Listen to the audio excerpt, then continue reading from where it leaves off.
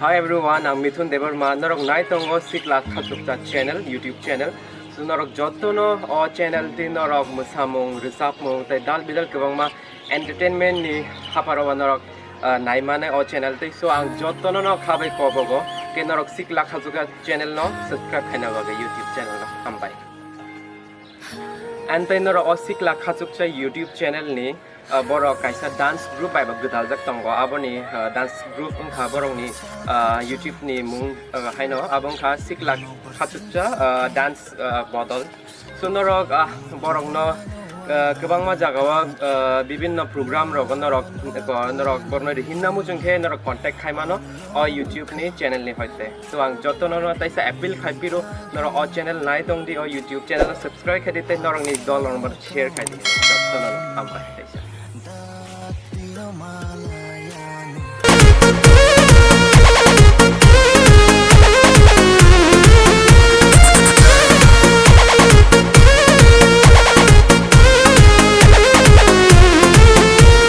छीटा जवानी के उड़े दहो मनवा से मनवा के जुड़े दहो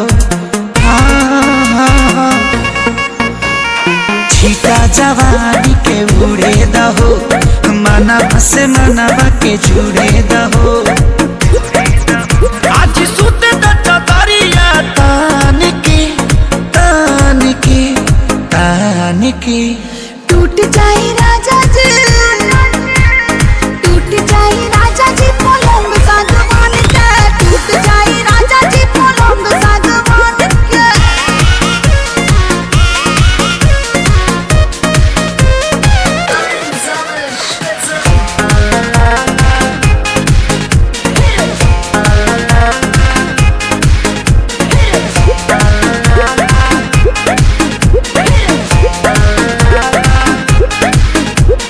छुए द बदन की देखो न कटन की चदर बिछा देहनी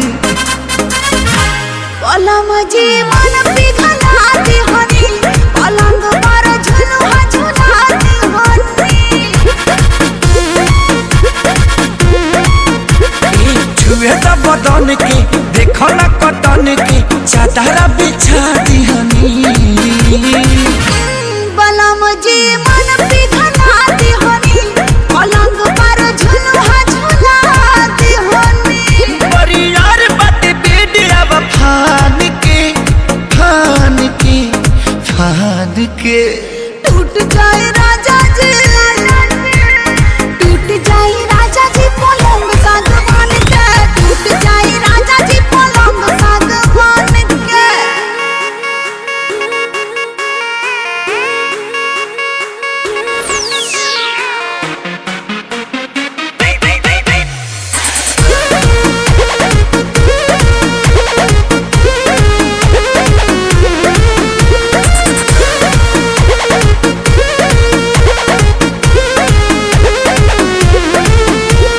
बने त बेसरमी देहिया में गरमी पैठे लागी हो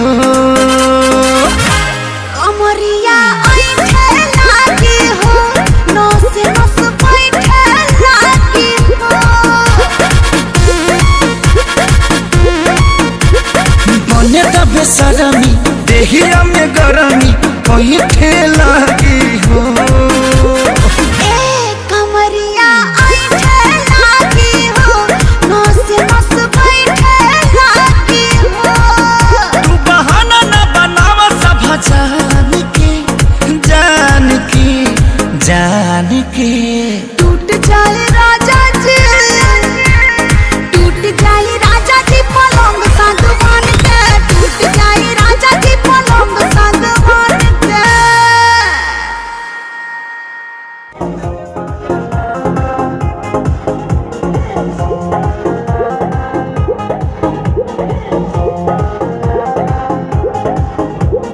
छुए त बदन की देखो न कटन की चदर बिछा देहनी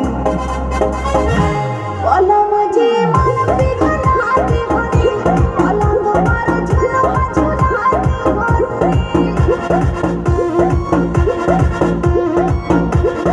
छुए त बदन की देखो न कटन की चदर बिछा देहनी